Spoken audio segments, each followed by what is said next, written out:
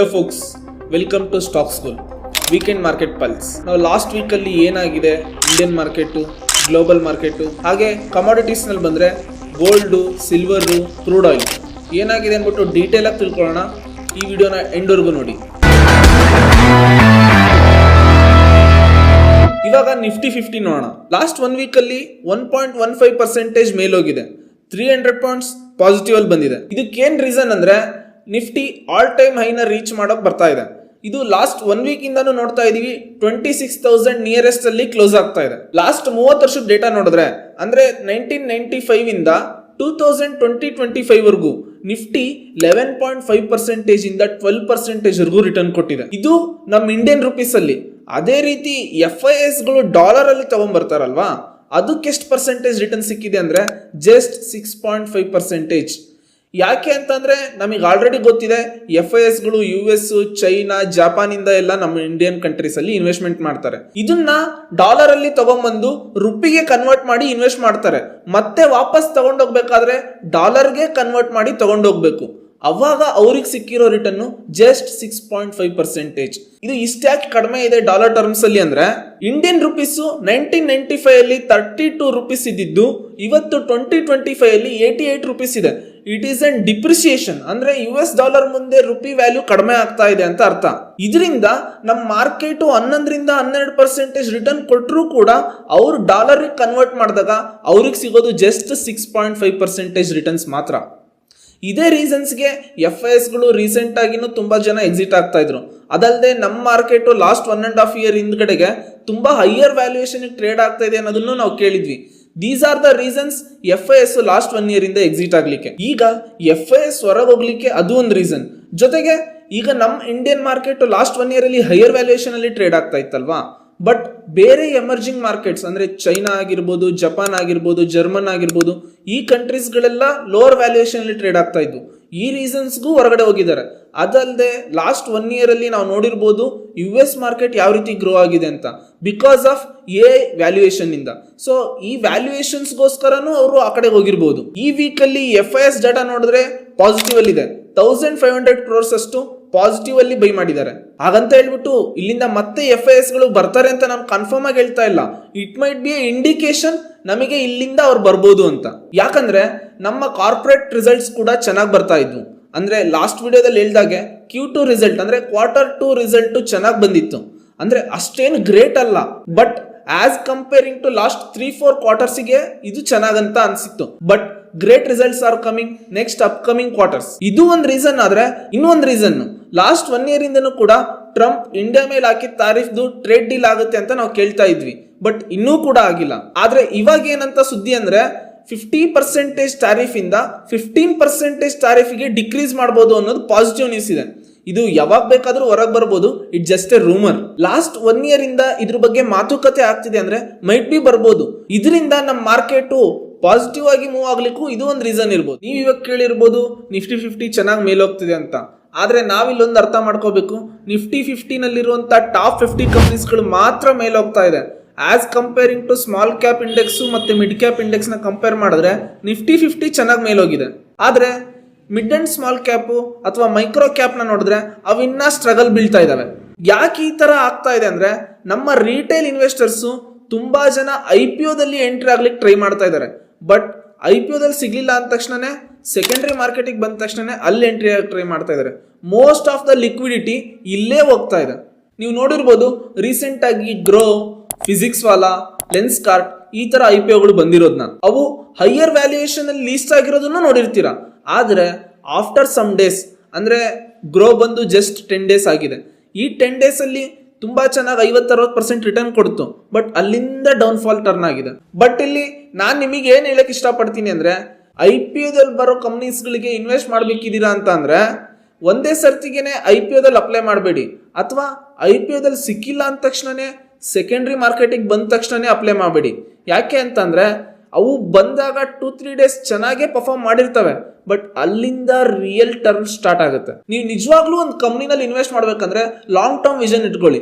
ಅಂದ್ರೆ ಒಂದು ಕಂಪ್ನಿನ 10 year down the line ಯಾವ ತರ ಪರ್ಫಾರ್ಮ್ ಮಾಡ್ತಾರೆ ಅಂತ.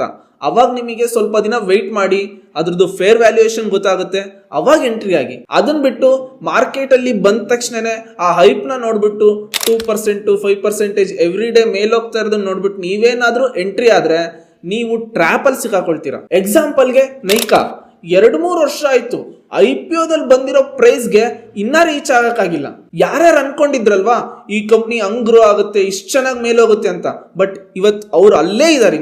ಇನ್ನೊಂದು ಇನ್ವೆಸ್ಟರ್ಸ್ ಏನ್ ದೊಡ್ಡ ತಪ್ಪು ಮಾಡ್ತಾರೆ ಅಂದ್ರೆ, ನಾನು ರೀಸೆಂಟ್ ಆಗಿ ತುಂಬಾ ಜನರ ಜೊತೆ ಮಾತಾಡ್ತಾ ಇದ್ದೆ.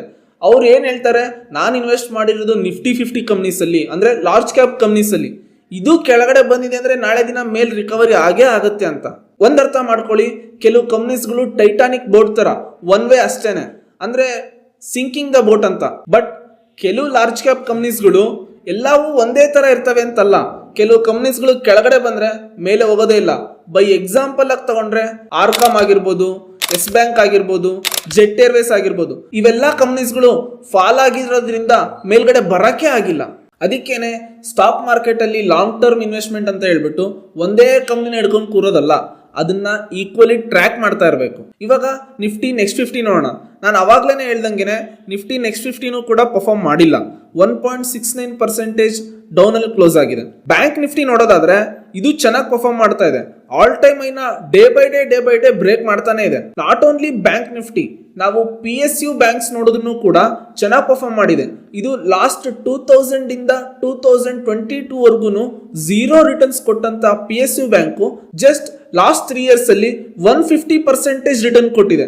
ಈ ಲಾಸ್ಟ್ 1 ಇಯರ್ ಅಲ್ಲಿ over all banking sector grow ಆಗ್ಲಿಕ್ಕೆ ಏನ್ ರೀಸನ್ಗಳು ಅಂತ ನೋಡಿದ್ರೆ, ಇಂಟ್ರೆಸ್ಟ್ ರೇಟ್ ಡಿಕ್ರೀಸ್ ಆಗ್ತಾ ಇರೋದು. ಅಂದ್ರೆ ನಮ್ಮ ರೆಪೋ ರೇಟು ಕೂಡ ಲಾಸ್ಟ್ 1 ಇಯರ್ ಇಂದ ಎಷ್ಟು ಸರ್ತಿ ಡಿಕ್ರೀಸ್ ಆಗಿದೆ ನೀವೇ ನೋಡಿದೀರಾ. ಅದೇ ರೀತಿ CRR ಅಂದ್ರೆ ಕ್ಯಾಶ್ ರಿಸರ್ವ್ ರೇಷಿಯೋನು ಕಡಿಮೆ ಆಗಿದೆ.